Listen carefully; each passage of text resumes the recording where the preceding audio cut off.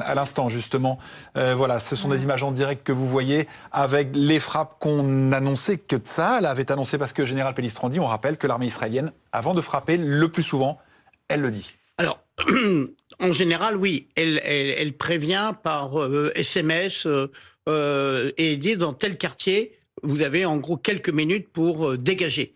Donc, en fait, c'est pour éviter des pertes parmi la population civile. Par contre, il y a quelques frappes sans avertissement. Ça veut dire quoi? Ça veut dire qu'il y a un renseignement d'opportunité et on sait qu'il y a une personnalité du Hezbollah et c'est pour l'éliminer. Mais on voit bien, comme le disait Patrick, c'est vraiment des frappes au mètre près. Et donc, en quelque sorte, on va avoir un immeuble détruit et puis à côté, tout le reste. La problématique, c'est qu'effectivement, il faut que la population ait évacué au moment de la frappe. Ça n'a jamais vraiment cessé, d'ailleurs, ces derniers mois, hein, ces frappes israéliennes. Il y a eu un cessez-le-feu, mais enfin... Alors, il y a eu des frappes, notamment ces dernières semaines, dans des villages du sud Liban, sur des implantations du Hezbollah. Là, ce qui est nouveau depuis donc le fait que le Hezbollah a engagé le conflit, c'est qu'on est remonté plus au nord, et donc avec ces frappes à Beyrouth Sud en particulier, et ne l'oublions pas aussi, il y a la plaine de la Bekaa qui est un peu qui est dans l'est du Liban, où il y a des implantations du Hezbollah. En fait, il y a vraiment une traque à tout ce qui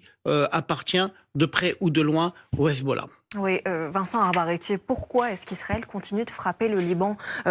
Quels sont les buts de guerre?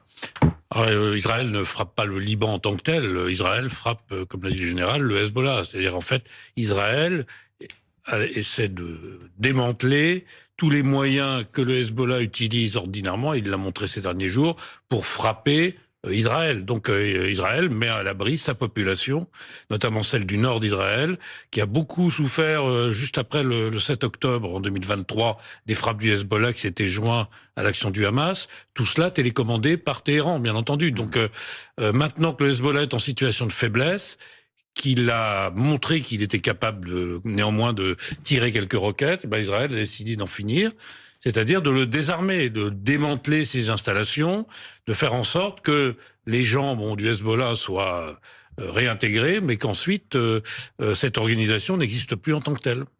Jeanne Daudet, on vous retrouve. On l'a annoncé il y a quelques minutes. Israël l'avait annoncé.